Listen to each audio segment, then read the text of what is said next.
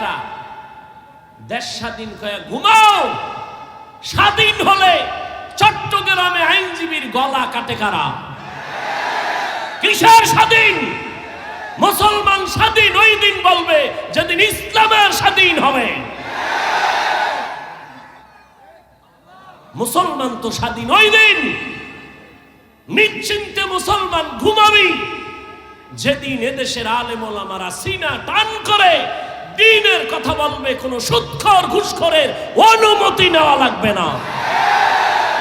মুসলমান তো স্বাধীন বলে নিশ্চিন্তে ঘুমাবে সেদিন যেদিন এদেশের মাদ্রাসা মসজিদের কমিটিতে একটা বেনামাজি সুদখোর থাকবে না।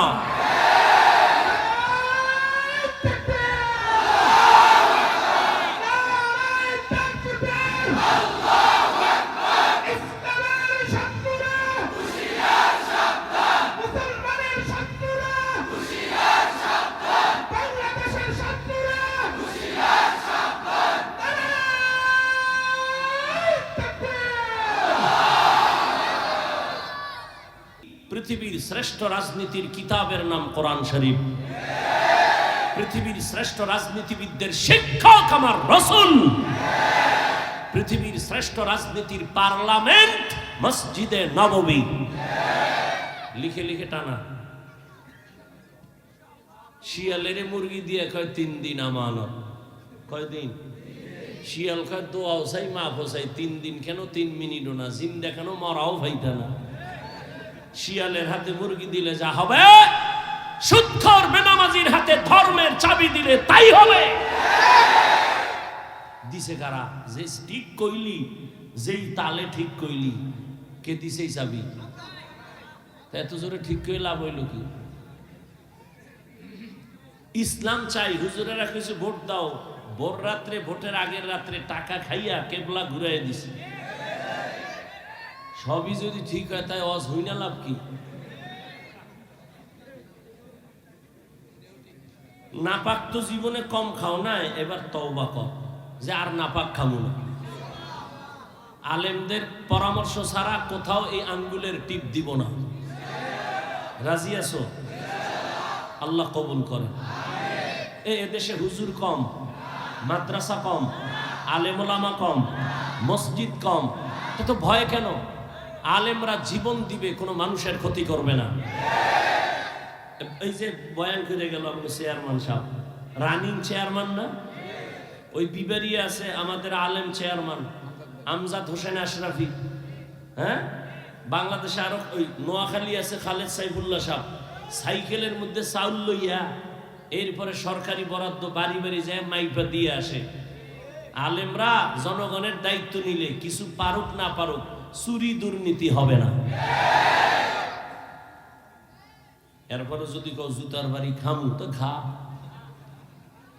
মর, হুজুরেরা মরবে না ইনশাআল্লাহ, জুতার বাড়িতে মরবে না, তোরা মরবি। আল্লাহ হেদায়াত দান করবে। আল্লাহ কয় তওবা কর। তোমার গুনাহ করতে করতে সময় লাগছে 50 বছর, আমার ক্ষমা করতে লাগবে 1 মিনিট। قل يا عبادي الذين أسرفوا على أنفسهم لا تقنطوا من رحمة الله إن الله يغفر الذنوب جميعا إنه هو الغفور الرحيم আল্লাহ তাআলা বলেন, হে গোলাম, আমি তোমাদেরকে বড় আদর করে ডাক দিলাম, তোমরা আমার বান্দা। দুনিয়াতে যারা মনে করো তোমরা অন্যের গোলাম, না, তোমরা আমার বান্দা। যারা মনে করো ঈসা নবী তোমাদের গুরু, না, আমি ঈসাকে বানাইছি আমি আল্লাহ, তোমাদেরও বানাইছি আমি আল্লাহ। ঈসাও আমার বান্দা, তোমরাও আমার বান্দা, আমি আল্লাহ তোমাদের মাবুদ। অতএব ইবাদত যদি করতে চাও, এক আল্লাহর ইবাদত করো, এক আল্লাহকে জীবনটা দাও, এক আল্লাহর জন্য তুমি সব কাজগুলো করো, দেখবা কোনো কাজে বেবরকত হবে না, ব্যবসা করো ওই এক আল্লাহর জন্য, চাকরি করো ওই এক আল্লাহর জন্য। ওই আল্লাহর জন্য যদি চাকরি করো, ব্যবসা করো, নামাজ বাদ দিয়া ব্যবসা তোমার চলবে না, নামাজ বাদ দিয়া তোমার চাকরি চলবে না। নবীর তরিকায় যদি চলো, ব্যবসা করিয়াও তুমি জান্নাত পেয়ে যাইবা। ব্যবসা করিয়া জান্নাত পাওয়ার পথ নাই? চাকরি করে জান্নাত পাওয়ার পথ নাই? ডাক্তারি, ইঞ্জিনিয়ারিং লেখাপড়া করার ক্ষেত্রে জান্নাতের পথ নাই? এত ভয় পান কেন ইসলাম নিয়ে? ইসলাম তো এত ভয়ের জিনিস না, সহজ। জুতা দুইটা আপনি পরেন, আমিও জুতা পরি না? নবীর আদর্শে পড়বেন, দেখবেন কোনো কষ্ট নাই, জুতা পরাটাও ইবাদত হয়ে যায়। পানি আপনিও পান করেন, আমিও পান করি, একটু ঘুরায় করলেই তো হয়। আপনি বাম হাতে করেন, আমি ডান হাতে করি, কি ডান হাতে করেন তো ইবাদত হয়ে গেল। আধা লিটার 1 লিটার পানি এক টান না দিয়া 3টা স্টেপ ভাগ করে 3 শ্বাসে পানি পান করেন, সমস্যা কি? আর সমস্যা কি মানি? শুধু সুন্নাত এতটুকু না। চিকিৎসা বিজ্ঞানীরা বলে যে মুহাম্মদের প্রত্যেকটা আদেশ নিষেধ উম্মতের শারীরিক শরীরের ক্ষেত্রে মহা এক ঔষধ। যারা এক টানে পানি পান করে, এদের পানিটা দেখেন, পানি ধাঁধা আছে, ধাঁধা আছে, অনেক ধাঁধা। কি আমরা ছোটবেলায় ধাঁধা কইতাম যে কাটা মনে আটকায় না, এমন কি? তো এই শ্লোক কইতাম ছোটবেলা, কি কয় পানি, এটা কোথাও আটকায় না। কিন্তু খেয়াল করছেন ওই পানি গিয়ে গলায় আটকায় না? আমি আল্লাহর জাতের কসম করে বলে যাই, সুন্নত তরিকায় পানি পান করো, কোনোদিন পানি গলায় আটকাবে না ইনশাআল্লাহ। সুন্নত তরিকায় কেমনে? বাম হাতে লই এক টান, হ্যাঁ, 1 লিটারের এক বোতল আমার সামনে এক বইছে হুজুরে, কোথা থেকে আইছে অনেক আগে, আরো কিছু আলেম বললাম, হে বোতলটা টান দিয়ে ধরছে, মুখ ধুইয়া না খেয়ে আনছে, যায় শর্ত হয়ে মরে যায়। আমি কি হজরত, সুন্নত না মানলে এমনই হয়। সুন্নত অনুযায়ী পানি পান করেন, 1 গ্লাস করেন, 3 গ্লাস পানি পান করেন, 3 শ্বাসে করেন, ডান হাতে করেন। কোনোদিন ওই পানি কখনো গিয়ে বুকে আটকাবে না, গলায় আটকাবে না। যারা জনমের মতো টান মারে, এক টানে মরে যায়, এরকম বহু প্রমাণ আছে। এজন্য চিকিৎসা বিজ্ঞানীরা বলেছে যে মহামনীষী দোজাহানের সর্দার যতটা থিওরি দিয়েছে মানুষকে, সবগুলো মানুষের শরীরের ঔষধ। শরীরের কি? এই যে দাঁড়ায় প্রস্রাব করে গরুর মতো, আছে না? গরুর মতোই, শুধু পাও 2টা কম, পাও 2টা কি কম। বিজ্ঞান কি বলে? হুজুর গোটা তো মানবে না, এই জাতির কপাল ভরছে। আমরা আজীবন কইছি দোনো হাত ধুইয়া খাইতে বা, এখন ধুইতো না। আল্লাহকে কানে ধইরা দোয়াইতেছি, এখন কেমন লাগে? করোনা আইছে, এখন খালি পকেটে মেডিসিন লয়ে বাইর করে আর দই। আমারও কয় ধুইবেন নি। তো আমরা যে এতদিন ধুইছি, দোয়ার ওয়াজ করছি, শুনে নাই। এখন যতবার ধুইবে কোনো সওয়াব নাই। আর আমরা ধুই, সওয়াব হবে, কারণ আমরা সুন্নত হিসাবে ধুই। আর ওরা কেমনে ধোয়? সুন্নত হিসাবে না, মরার ডরে। মরার ডর কি? করোনা। মরার ডর কি? করোনা। এখনো দেখেন না, ট্রিপল মাস্ক লাগাইছে, ট্রিপল মাস্ক, মরবে না। বাবার করোনা, ছেলেরা কাছে যায় না, মরার ভয়, মাস্ক লাগাইয়া লাশ বাইরে ফেলাই দিছে। আর সেই সময় আমার দেশের টুপিওয়ালা উলামায়ে কেরাম করোনার শত শত লাশ নিজের কাঁধে নিয়ে গোসল করাইয়া, কাফন পরাইয়া, জানাজা পরাইয়া কবরে রাখছেন। একজন হুজুরেও করোনায় মরে নাই। এরপর হুজুরেরা খারাপ, কইতে থাক আর জুতার বাড়ি খাইতে থাক। জুতার বাড়ি তো হুজুরেরা খায় না, খায় মূলে তো তোরাই খাও। অমুক জায়গায় ভিডা, অমুক জায়গায় ভিডা, কে ভিডায়? কে ভিডা? কয় যেই নেতার পিছে ঘুরছে নেতা ভিডা। কি? যেই নেতার পিছে ঘুরছে ওই নেতা ভিডায়। কি? স্বার্থে আঘাত লাগছে। তো স্বার্থে আঘাত লাগলে দল থেকে নাম কাটে না। সোনার বাংলার রাজনীতি হইল কল্লা কাটো। সোনার বাংলার রাজনীতি কি? কল্লা কাটো। দল থেকে নাম কাটে না, কি কাটে? কল্লা কাটে। এই রাজনীতির ময়দানটারে নাপাক করে ফেলেছে ধান্দাবাজ আর চান্দাবাজেরা। আলেমদের হাতে নিতে হবে। রসুল রাষ্ট্র চালায় নাই, আবু বকর রাষ্ট্র চালায় নাই, ওমরে ফারুক চালায় নাই, রাষ্ট্র চালাইছেন। তাদের রাষ্ট্র পরিচালনা কেমন নবী দেখায় গেছেন। এজন্য ওই ধান্দাবাজার চান্দাবাজেরা কয় ইসলামে রাজনীতি নাই। তার মানে সব দিক থেকে ইসলাম কমপ্লিট, রাষ্ট্রের ব্যাপারে ইসলাম দুর্বল। কি যুবকেরা? রাষ্ট্রের ব্যাপারে ইসলাম কোরআন শরীফ দুর্বল। কেন বলে? ওরাও জানে ইসলামই সঠিক, মানে না কেন? চুরি করতে পারবে না, দুর্নীতি করতে পারবে না, চান্দাবাজি আর ধান্দাবাজি চলবে না। ইমাম সাহেব থাকতে হবে নিরপেক্ষ। তা আমি বলি যুবকরা তোরাও স্লোগান দে, কমিটির প্রত্যেক দায়িত্বশীলকেও নিরপেক্ষ থাকতে হবে। আর কমিটির লোকেরা যদি পয়সা রাজনীতি করে, ইমাম সাহেব মাইক লাগায়া ইসলামের রাজনীতি করবে। রাজনীতি নাই মানি লিখে রাখ। এবার ব্যানার কর, 200-300 টাকা খরচ করে একটা ব্যানার কর। যুবকদেরকে বলছে, মুরব্বী না, যুবক। এখানে দাঁড়ায় যদি কেউ বলতে পারো সাহস নিয়া, হাফিজ ভাই মদিনার নবীর আদর্শ থেকে আরো সুন্দর আদর্শ আছে শেখ মুজিবুর রহমানের মধ্যে, জিয়াউর রহমান সাহেবের ভেতরে, আল্লাহর কসম দিয়া জিয়া সাহেবেরটা শেখ সাহেবেরটা গ্রহণ করব, সাহস আছে বলতে পারবি? ওটা বলবি কেন? জিয়াউর রহমান শেখ মুজিবুর রহমানের থেকে আরো বড় দামি মহাপণ্ডিত আব্রাহাম লিঙ্কন, যার গণতন্ত্র লইয়া মরো না স্লোগান দেয় গণতন্ত্র জিন্দা করার জন্য। মইরা যাবো কয়, মরলে কি কয়? শহীদ। গণতন্ত্রের জন্য জীবন দাও।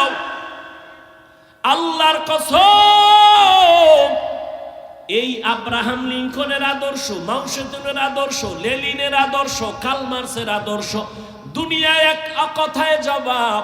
দুনিয়ার সব মানুষের বানানো আদর্শগুলো নাপাক, একমাত্র মদিনাওয়ালা নবীর আদর্শই হলো পাক।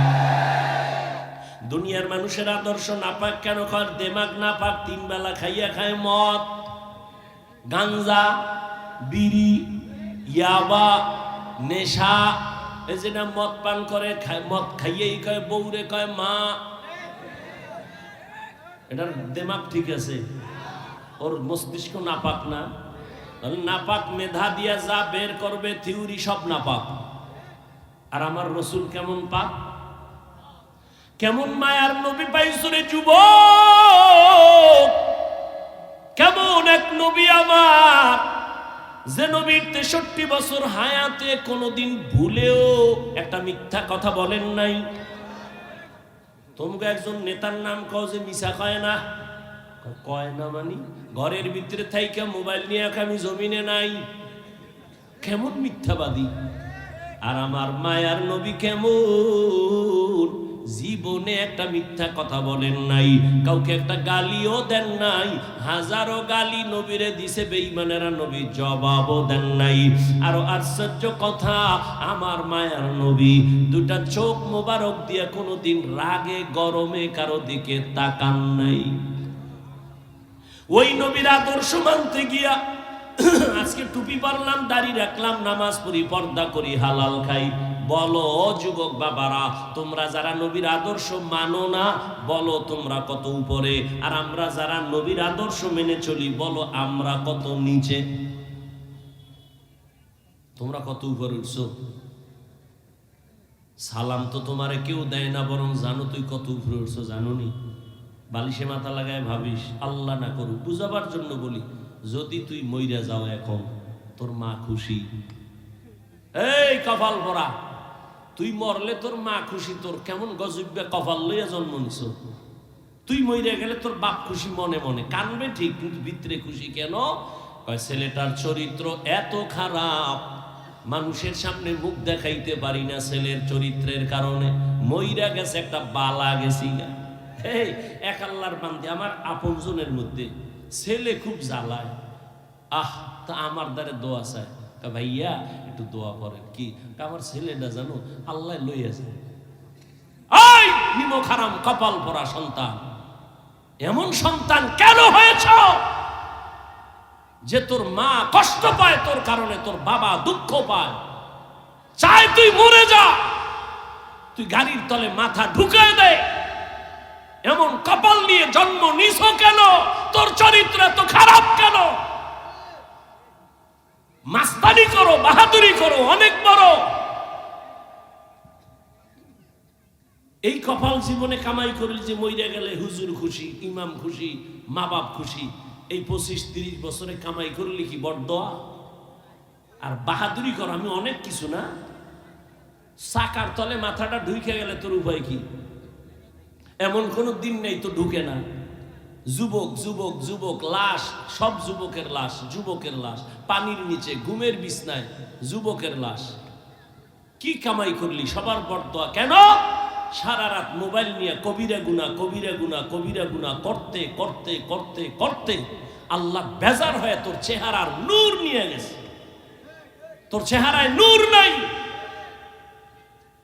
40 বছরের চেহারা নষ্ট হবে না, 20 বছর 30 বছরের মধ্যে চেহারা নষ্ট কেন? তোর চেহারা আকর্ষণ নাই কেন? তাকাইলে মায়া হয় না কেন? সারা রাত গুনাহ করেছো, কেউ দেখেনি, মোবাইলের দ্বারা আল্লাহ দেখে নাই। ঘুমের মধ্যে মরণ হয় না। মুসলমান হইয়া একটু চিন্তা কর, বেঈমানেরে বলি না, মুসলমান হয়ে চিন্তা করতো আজরাইল যদি আইসা দেখে তোর কানের ভেতরে গানের তার লাগানো, তুই মুসলমান হয়ে একটু চিন্তা করতো কবরে কি জবাব দিবি? অথচ তোর মতো যুবক জীবনে মাদ্রাসায় পড়ে নাই, আলিফ বাতাও জানে না, স্কুল কলেজে পড়ে, 5 ওয়াক্ত নামাজি দাড়িওয়ালা, সত্য কথা বল নাই? আর কোনো ওয়াজের দরকার নাই। তোর কপালে জুতা মার, তুই দরজা বন্ধ করে তোর জুতা খুইলা তুই কপালে মার। যে আমার লাইনের যুবক স্কুলে পড়ে নামাজ পড়ে, আমি পারি না কেন? জুতা মাইরা একা একা, কেউ যেন দেখে না, দরজা জানালা বন্ধ করে লইস। এরপর জুতা মারবি কপালে আর বলবি আমার কপালে তো খারাপ কেন? আমার কপালে কার অভিশাপ লাগছে? আমার কপালে তো গজব কেন?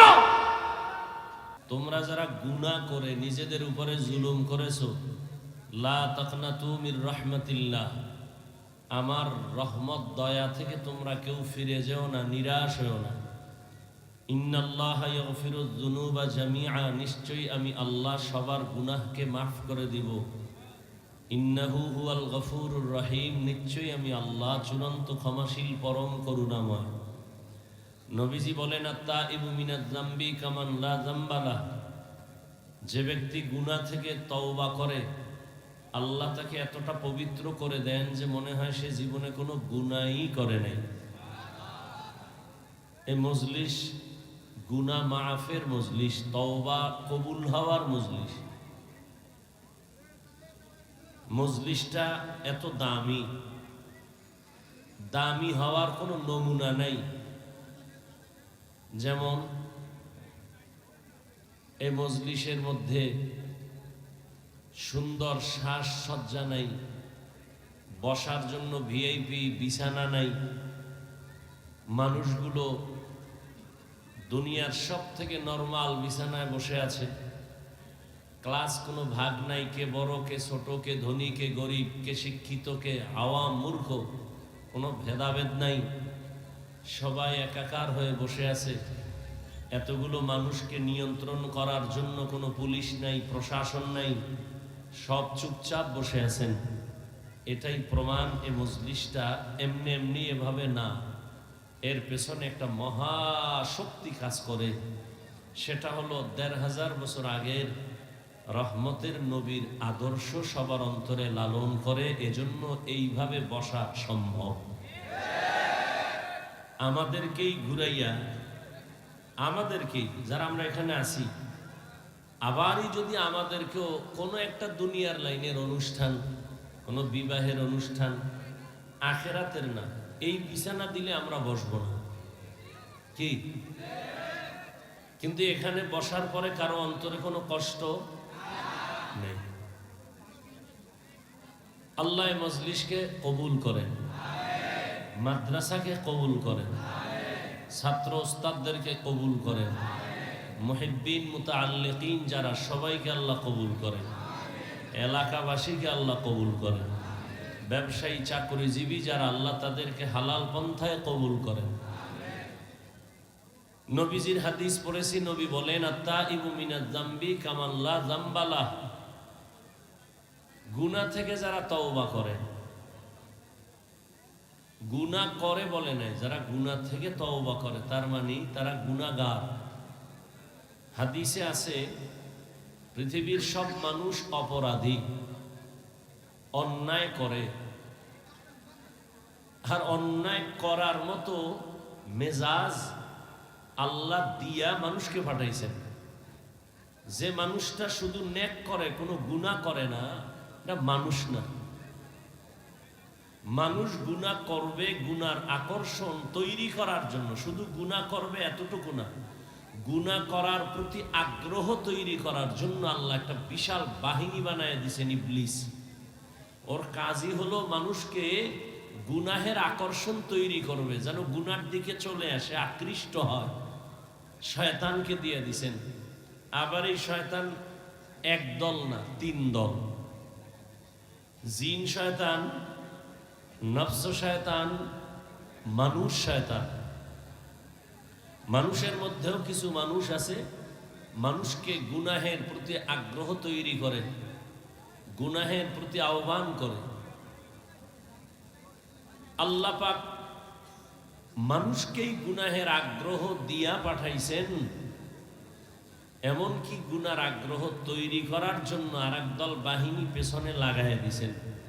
কেন? বান্দা গুনাহ করলে নিজেকে ছোট মনে করবে, তওবা করবে, তখন আল্লাহ পাকের রহমান নামের, দয়া, গফফার নামের সিফাত ও গুণ প্রকাশ পাবে। বান্দা আল্লাহকে বেশি বেশি ডাকবে। মানুষ বিপদে পড়লেই তো ডাকে, তো আল্লাহর বান্দা আল্লাহকে বেশি বেশি ডাকবে। এজন্য আল্লাহ পাক রব্বুল আলামিন দুনিয়াতে পাঠাইছেন। আর এটা তো পরীক্ষার হল। পরীক্ষার হল মানে একটা মুসিবতের কেন্দ্র। আর এখানে আর একটা নিয়ম হলো, স্বাধীনতা আল্লাহ দেন সবাইকে। পরীক্ষার হলে কে প্রশ্নের উত্তর সঠিক লিখবে, কে ব্যাঠিক লিখবে, কারো উপরে বাধা নিষেধ নাই। তুমি ভালো লেখো আলহামদুলিল্লাহ, খারাপ লেখো আলহামদুলিল্লাহ, ওখানে বাধা দেওয়া হবে না। তবে সময় সবার জন্য সমান, 3 ঘন্টা সময়, নকল করার কোনো সুযোগ নাই। তুমি প্রশ্নের উত্তর যেভাবেই লেখো লেখো, ফলাফলের বেলায় প্রকাশ হয়ে যাবে তুমি কি পুরস্কার পাবে না তিরস্কার পাবে। তো দুনিয়ার সবাই গুনাহগার, তবে ওই গুনাহগার আল্লাহর কাছে দামি যে গুনাহ থেকে তওবা করে, গুনাহ নিজে স্বীকার করে। নবীজি বলেন, কোরআন আমার কাছে সবথেকে বড় দামি একটি কিতাব। আমার জীবনের সবথেকে প্রিয় কিতাব কোরআনুল কারীম। আর এই কোরআনের মধ্যে যে আয়াত আমি পড়লাম, এই আয়াত আরো দামি। কেন? নবীজি বলেন আল্লাহ কত বড় দয়াময়, এই আয়াতের দ্বারাই তা প্রমাণ করেছেন, প্রকাশ করেছেন। কেমন? আল্লাহ পাকে আয়াতের মাধ্যমে পৃথিবীর প্রত্যেকটা মানুষকে, নারী পুরুষ, জান্নাতে নেওয়ার আহ্বান করেছেন। এই আয়াতের মাধ্যমে আল্লাহ পৃথিবীর প্রত্যেকটা মানুষকে পবিত্রতা ঘোষণার আহ্বান করেছেন। কি বলেছেন? ইয়া ইবাদি, প্রথম শব্দ হে আমার প্রিয় বান্দা বান্দিরা। বান্দা শব্দ বলেছেন, বলেন নাই আমার হে মুসলমানেরা, হে মুমিনেরা। যদি মুমিন বলতেন, মুসলমান বলতেন, তো গায়রে মুসলমান যারা ইমানদার না তারা বাদ হয়ে যেত। আল্লাহ এখানে জান্নাত দেওয়ার আহ্বান করার ক্ষেত্রে, তওবার ক্ষেত্রে একটা শব্দ ব্যবহার করেছেন, বান্দা। আরবি হলো আব্দুন, আব্দ বা আবেদ মানে বান্দা। বান্দা বলে পৃথিবীর প্রত্যেকটা মানুষ এই কথার ভেতরে শামিল। পৃথিবীর সব মানুষ কার বান্দা? জবান খুলেন, আল্লাহর বান্দা। হিন্দু আল্লাহর বান্দা, ইহুদি খ্রিস্টান কার বান্দা? আচ্ছা, এখানে আরো কথা, বান্দা তো বললেনই, আমার বান্দা বললেন কেন? ইয়া ইবাদি, আমার বান্দা। আরে সবই তো আল্লাহর বান্দা, আবার আমার বান্দা বললেন কেন? বান্দা বললেই তো হইতো। এর জবাব কয়েকটা। এক নাম্বার জবাব হলো, পৃথিবীর কিছু মানুষ আল্লাহর বান্দা বটে, তবে দুনিয়া, ক্ষমতা, সম্পদ সবকিছু পাইয়া আল্লাহর বান্দা কথাটা ভুলে গেছে। শুধু ভুলেই যায় নাই, বরং বিপরীত লাইনে তার গুরু আর একজনকে বানায় নিছে। যেমন বৌদ্ধ ধর্মের মানুষ মনে করে আমার আয় ব্যয় হিসাব নিকাশের মূল গুরু গৌতম। আল্লাহ বলেন না, গৌতমকেও আমি বানাইছি, তোদেরও আমি বানাইছি। হে বৌদ্ধ ধর্মের মানুষ, তোরা আমারই বান্দা, আমি তোদের মাবুদ। ইহুদিরা কি বলে? পয়গম্বর উজায়ের আলাইহিস সালাম একজন নবী, বলে তিনি আমাদের সবথেকে বড় গুরু, তিনি আমাদের আয় ব্যয়ের হিসাব দাতা, তিনি আমাদের কল্যাণ করার ক্ষমতা রাখেন। আল্লাহ বলেন, এই ইহুদি ধর্মের মানুষ, ওজায়েরকে আমি বানাইছি, তোদেরকেও আমি বানাইছি, তোরা আমারই বান্দা, আমি তোদের মাবুদ। খ্রিস্টানেরা বলে, খ্রিস্টানদের মধ্যে আবার দুই দল। এক দল বলে ঈসা নবী আমাদের খোদা, ঈসা হলো আল্লাহর ছেলে, মারিয়াম ঈসার মা হলো আল্লাহর স্ত্রী। আবার একদল খ্রিস্টানদের মধ্য থেকে বলে, না, ঈসা নবীর যেহেতু কোনো বাবা নাই, অতএব ঈসা হলেন যারস সন্তান। তাহলে এখানে দুই দল। এক দল অতি আবেগে করছে শিরিক, আর এক দল দুশ্মনী করতে যাইয়া কি বলছে, আল্লাহ ঈসার যেহেতু বাপ নাই, তাহলে এটা অবৈধ সন্তান। আর আবেগওয়ালারা কি বলছে, যেহেতু ঈসার বাপ নাই, আল্লাহ তার বাবা। আল্লাহর কোনো বাবা আছে? আল্লাহ বলেন, কুল হুয়াল্লাহু আহাদ আল্লাহুস সামাদ। হে নবী, আপনি বলে দেন আমি আল্লাহ এক। আল্লাহ কয়জন? আল্লাহ যে এক, কোন দিক থেকে এক বলেন? রিজিক দেওয়ার বেলায় আল্লাহ এক না দুই? সম্মান দেওয়ার বেলায় আল্লাহ কয়জন? রিজিক দেওয়ার বেলায় আল্লাহ, হায়াত দেওয়ার বেলায় আল্লাহ এক, সুস্থ রাখার বেলায় আল্লাহ এক। জমিন ওই এক আল্লাহ, আসমানও এক আল্লাহ, রিজিকও এক আল্লাহ। ওই এক আল্লাহর দেওয়া পানি, বাতাস, সূর্যের আলো, চাঁদের আলো, জমিনের ফসল, গাছের ফল, নদীর মাছ, ওই এক আল্লাহর দেওয়া হায়াত, ওই এক আল্লাহর দেওয়া রিজিক খাইয়া সেজদা তো ওই এক আল্লাহরই দিবি। বট গাছে কেন? মাজারে কেন? মাজারে যদি সিজদা দিলে লাভ মনে করো, প্রথম সিজদা পৃথিবীর শ্রেষ্ঠ মাজার মদিনার নবীর মাজারে দাও। মদিনার নবীর মাজার থেকে দামি মাজারের নাম কি? আজমিরের মাজার, নিজামুদ্দিন আউলিয়ার মাজার, শাহজালাল শাহপরানের মাজার, এরে আল্লাহর গোলাম, মদিনার নবীর মাজার থেকে দামি কোনো মাজার? নবীর মাজারে সেজদা চলবে? নবীর মাজারে, জমিনের মধ্যে শ্রেষ্ঠ মাজারে যা চলবে না, দুনিয়ার কোন মাজারেও তা চলতে দেওয়া যাবে না। কোন ভেজাল আছে? সেজদা কে পাবে? রিজিক কে দেয়?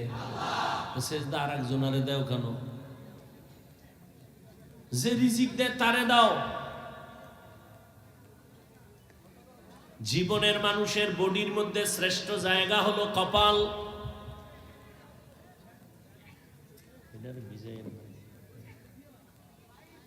পুরো বডির মধ্যে শ্রেষ্ঠ সম্মানের জায়গা কি? কপাল। এই বান্দা, তোর জীবনের সব ব্যবহার সবাইকে দিবি, কিন্তু কপালটা কাউকে দিবি না। এটা আমার জন্য খাস। এই স্বামী আর স্ত্রী, তোমার জীবনের সব কিছু অন্যের সাথে করো, সন্তান, মা বাবা, সবার সাথে তুমি মোহাব্বতের আদান প্রদান করো, কিন্তু আসল ব্যবহারটা স্বামীর জন্য খাস। এখানে যদি অন্য কোনো সুযোগ সন্ধান করো, তাহলে পরকীয়ার লাইনে গিয়া তোমার জীবন ধ্বংস। কোনো মহিলাও মানবে না, কোনো স্বামীও মানবে না। অন্যের সাথে ব্যবহার করো, পা করো, চোখ করো, সব কপালটা আল্লাহর জন্য খাস। এখানে অন্য কাউকে যদি ঢুকায় দাও, এই বিষয়েও আল্লাহ কাউকে ক্ষমা দিবেন না। ইন্নাল্লাহা লা ইয়াগফিরু আন ইউশরাকা বিহি ওয়া ইয়াগফিরু মা দুনা যালিকা লিমান ইয়াশা ওয়া মান ইউশরিক বিল্লাহ ফাকাদ দাল্লা দালালাম বাঈদা ওয়া মান ইউশরিক বিল্লাহ ফাকাদ ইফতারা ইসমান আযীমা ওয়া মান ইউশরিক বিল্লাহ ফাকাদ হারামাল্লাহু আলাইহিল জান্নাহ। আল্লাহ বলেন, যারা সেজদাটা আরেকজনকে দিবি, তুই মুশরিক। আমি আল্লাহ সব গুনাহ চাইলেই ক্ষমা দিব, তবে শিরকের গুনাহ চাইলেই ক্ষমা দিব তো না, দিবই না। বড় স্পষ্ট ঘোষণাই দিয়ে দিলাম, তোর জন্য জান্নাত হারাম। কিয়ামতের ময়দানে তুই যত আমল নিয়ে দাঁড়াও, আমি পাল্লায় ওজনেও উঠাবো না। ফালা নুকিমু লাহুম ইয়াউমাল কিয়ামাতি ওয়াজনা। আল্লাহ কয়জন? আল্লাহর মতো আরো একজন আল্লাহ? লাম ইয়ালিদ লাম ইউলাদে উলাইকাস ওয়ালিদ মাউলুদেরা ও খালেকাস। লাম ইয়ালিদ লাম ইউলাদে উলাইকাস ওয়ালিদ মাউলুদেরা ও খালেকাস। আল্লাহ কাউকে জন্ম দেন নাই, কারো থেকেও জন্ম নেন নাই, তবে আমার আল্লাহ এক। সন্তান আল্লাহ দেন না, আল্লাহ কারো সন্তান না, তিনিও কোনো সন্তান জন্ম দেন নাই। তবে দুনিয়াতে যত মানুষ বানানো পাঠানো সব আমার আল্লাহর কুদরতের ক্ষমতা। নাফিস সাহেব সন্তান দিতে পারে? পীর সন্তান দিলে নিঃসন্তান নারী থাকতো দুনিয়ায়? সন্তান দেয়ার মালিক কে? যদি কেউ মনে করে আরো কেউ সন্তান দিতে পারে, মনে করার নাম শিরিক। যারা মনে করে তাদের নাম মুশরিক। রিজিক দেওয়ার মালিক কে? গ্রামীণ ব্যাংক, চাকরি, হ্যাঁ, সার্টিফিকেট, এই সার্টিফিকেট ওয়ালা চাকরি না করলে খাবি কি? আমরা হুজুরেরা খাই কি? মহামারী করোনায় তাকায় কি দেখো নাই? চাকুরিজীবীর চাকুরি নাই, ব্যবসা নাই, স্কুল কলেজ সব বন্ধ, লেখাপড়া বন্ধ, গাড়ি বন্ধ, ফ্যাক্টরি বন্ধ, ট্রেন বন্ধ, সব বন্ধ হয়ে গেল। আমগো টুপিওয়ালাদের একটা মাদ্রাসাও বন্ধ হয় নাই। রিজিক দেয় কে? गर तवक्कुल मी कुनी हर सुबह शाम मेरा सनद रिज़्क़ तू अज़ला मकाम जुज़्बा हक़ची ज़े मखाअद इंसो जा फज़ले उआ मस्ती दर जुमला जाहा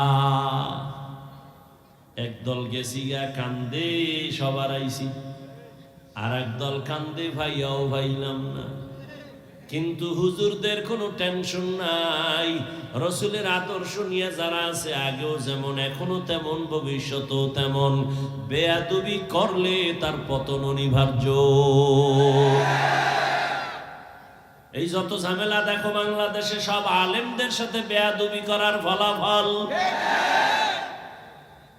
ভালো করে বুঝুরি মুমিন, চেয়ারম্যানের চেয়ারের মেয়াদ শেষ, আর আমগো হুজুর গো চেয়ারের মেয়াদই নেই, আবার শেষ কি? চেয়ারের কোনো মেয়াদ আসেনি নাই। চালাকি যা করছো সব সার, সব চালাক কিন্তু ধরা খাইয়া সুন্দরবনে ঘুমায়। চালাকি করিস না। এই গত পরশুদিনও চরমনাই বলে আসছি, আওয়ামী লীগ গেছে গেছে কি আল্লাহ পাইস না। শিক্ষা নে, জুলুম করলে তোর পতন অনিবার্য হয়ে যাবে। ওলামায়ে কেরাম এই জাতিকে নিয়ে যেই পরিমাণ ভাবনা ভাবে পৃথিবীর আর কেউ ভাবে না। সবাই দল নিয়ে ভাবে, আমার দল বড় করব, নেতা বড় করব, আমার দলে লোক বাড়াবো, কিন্তু উলামায়ে কেরাম নিজের ছেলে নিয়ে ভাবে না, সন্তান নিয়ে ভাবে না, স্ত্রী নিয়ে ভাবে না, উম্মত নিয়ে ভাবে। এ কারণেই তো মাজায় পাগড়ি বাইদা ছাত্র জনতার বৈষম্য বিরোধী আন্দোলনে ছাত্র শিক্ষক উলামায়ে কেরাম মাঠে নেমেছে, ক্ষমতায় বসার জন্য না, এই জাতিকে জুলুম থেকে বাঁচাবার জন্য। हकीकत से तू दुनिया बेखबर है, दुनिया की नुमाइश पर नजर है, नमी गुयम के आज दुनिया जुदा बाश बाहर कारे के बाशी बा खुदाबाश। চেয়ারে বসে উপদেষ্টারা হুজুরেরা কিন্তু বলে নাই তোমরা নামো আমগো বসাও। হুজুরেরা একটা সিগন্যাল দিয়ে রাখছে, রেড সিগন্যাল, জুলুম করলে কোনো ছাড় নাই। তোমরা নাকে তেল লাগায় ঘুমাও, দেশ স্বাধীন। ইয়া ইবাদিয়াল্লাযীনা আসরাফু আলা আনফুসিহিম লা তাকনাতু মির রাহমাতিল্লাহ। দোয়া কইরো বাবারা, আলেমরা যেন এক হয়ে যাইতে পারে। আমরা উলামায়ে কেরাম এক হইলে প্রত্যেকটা নাস্তিক আর বেঈমান কথা বলতে হলে আমাকে অনুমতি নিতে হবে। অন্তরে নেফাকি থাকার কারণে সম্ভব হচ্ছে না। আল্লাহ সব উলামায়ে কেরামকে এক বানায় দেন। আল্লাহ বলেন, বান্দা আমি তোমাকে আমার বান্দা বলে ডাক দিলাম, তোমরা আমার বান্দা। তোমরা ঈসা নবীর বান্দা না, উযায়েরের বান্দা না। এই হিন্দু ধর্মের মানুষ, তুমি মনে করো লক্ষ্মী দেবীর কাছে গিয়া কান্না করলে বুঝি আর কোনোদিন আমি গরিব হব না?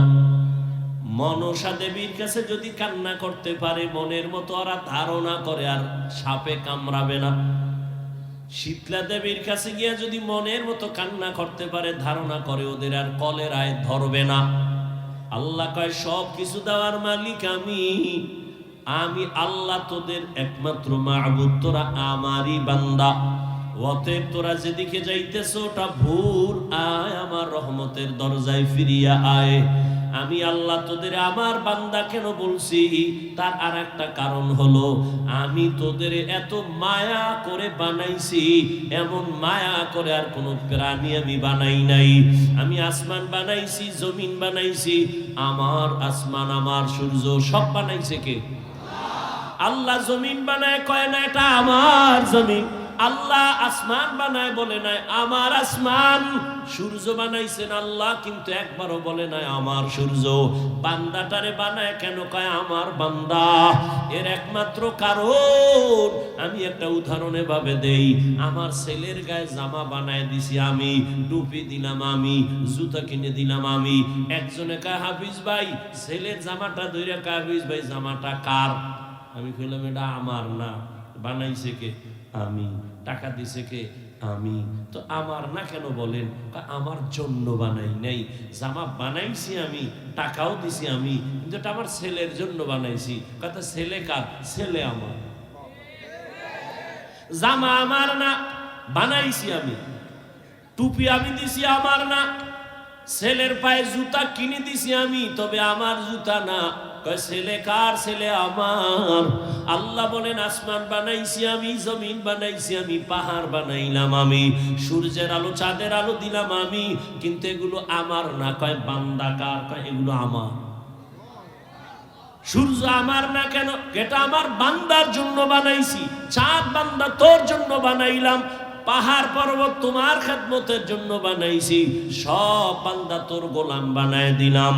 একটা গরু যদি মেজাজ গরম করে এক ফোঁটা দুধও কোনোদিন বাসায় নিতে পারবে না কোনো বান্দা, কিন্তু গরুটারে বলছি খবরদার আমার বান্দা যদিও তোর সামনে দুর্বল তবে বেয়াদবি করবি না। দুর্বল হলে কি হবে? সম্মান আমার কাছে তোর থেকে বেশি। وَلَقَدْ كَرَّمْنَا بَنِي آدَمَ وَحَمَلْنَاهُمْ فِي الْبَرِّ وَالْبَحْرِ وَرَزَقْنَاهُمْ مِنَ الطَّيِّبَاتِ وَفَضَّلْنَاهُمْ عَلَى كَثِيرٍ مِّمَّنْ خَلَقْنَا تَفْضِيلًا। देख जा कुरान में आए मुहतरम মুস্তাফা কি উম্মতে খায়রুল উমাম। আমি মানুষকে এত আদর করে বানাইছি, ওরা আমার বান্দা, আমি সব কিছু তোর গোলাম বানায় দিলাম। আসমানটাও তোর গোলাম, আমি বানাইছি আমার জন্য না। সূর্য আমার জন্য বানাই না বান্দা, তোমার জন্য। আমি বাতাস আমার জন্য বানাই না, তোমার জন্য।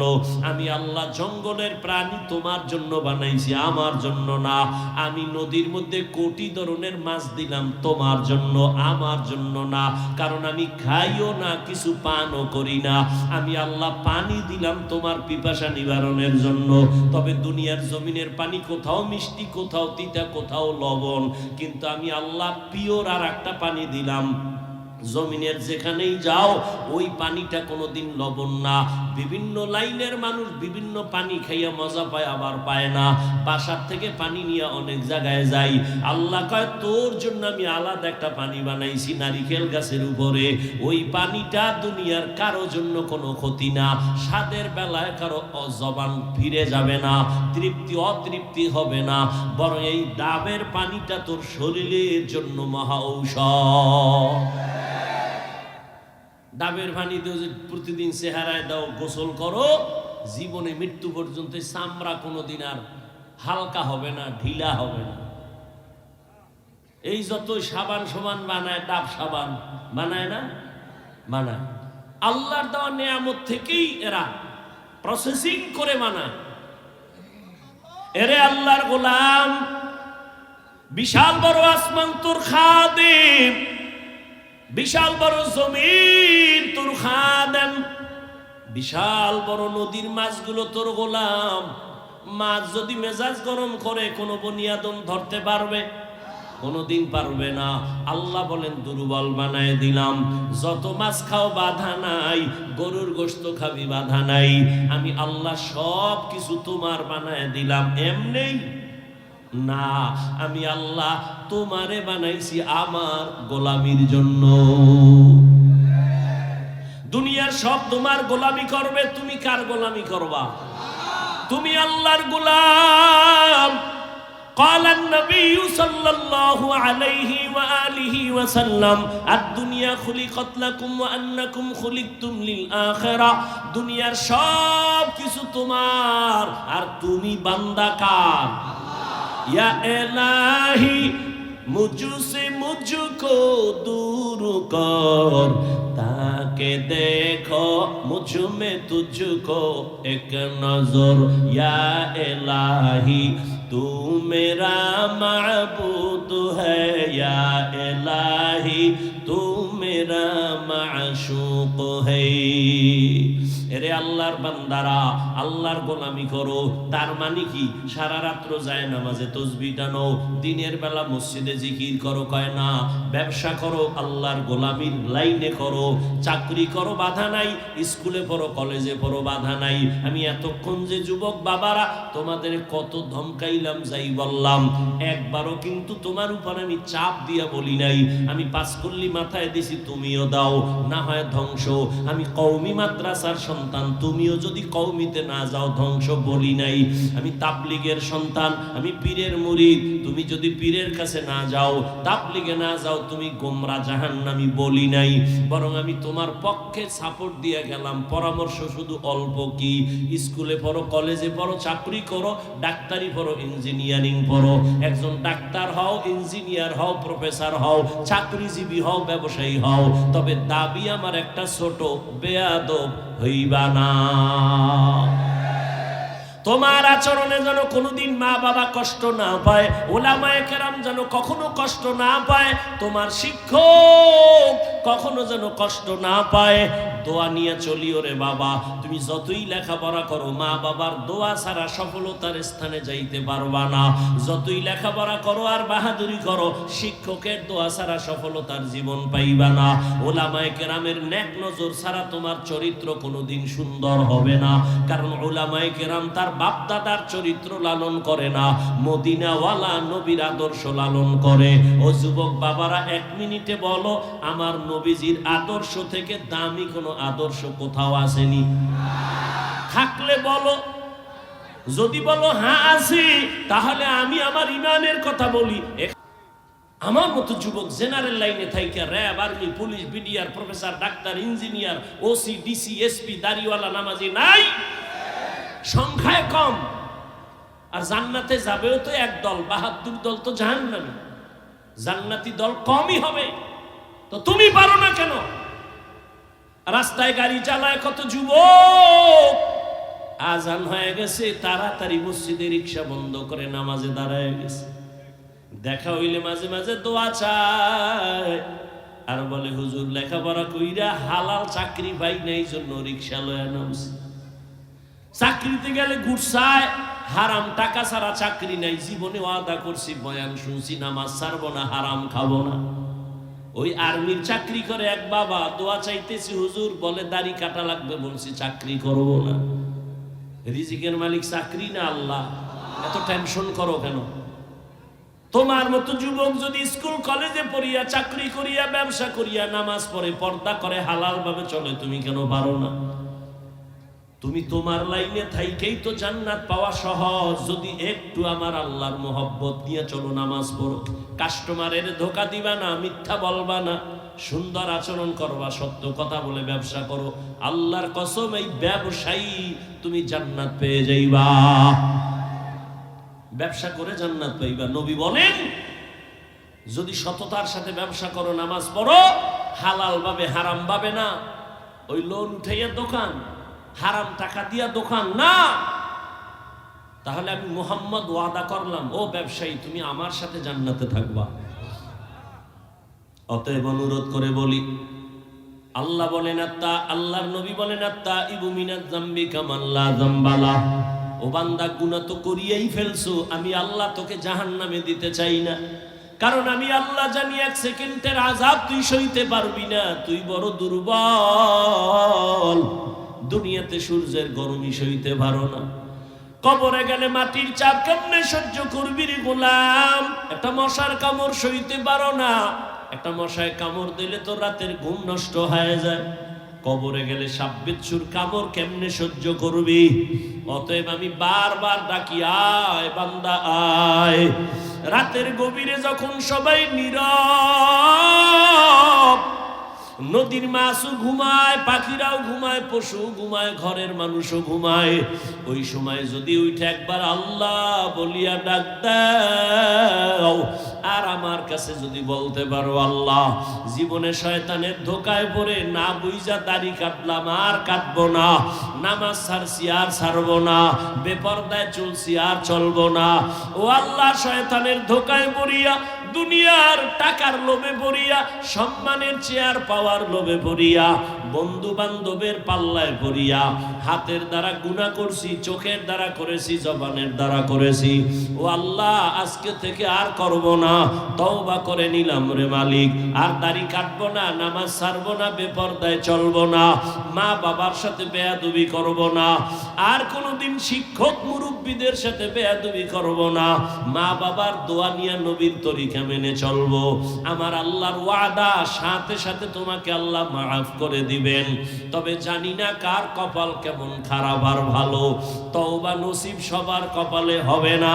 ওরে আল্লাহর বান্দারাও, যুবক, স্কুলে পড়ো, কলেজে পড়ো, চাকরি করো, ব্যবসা করো, তওবার নিয়ত করো। রিজিকের মালিক আমার আল্লাহ, হায়াতের মালিক আল্লাহ, সম্মানের মালিক আল্লাহ। ওই আল্লাহর উপরে ভরসা করিয়া লেখাপড়া করো, চাকরি করো, নামাজ ছাড়বা না, স্কুলে পড়ো, যাই করো, আর নামাজ ছাড়বা না, বেপরদায় চলবা না। ও পর্দার আড়ালের মা বোনেরা, আপনার মতো কত মা এখন এই সমাজে আছে, নামাজ ছাড়ে না, বেপরদায় চলে না, মোবাইলে চরিত্র বিক্রি করে না, স্বামীর মাল নষ্ট করে না, সন্তানকে আদর্শওয়ালা বানানোর মেহনত করে। ও মা বোনেরা, আপনারা কেন পারবেন না? এখনো সময় আছে, তওবা করেন। আপনার সন্তানের ডাক্তার বানায় যান, তবে আদর্শ ডাক্তার বানাইয়েন।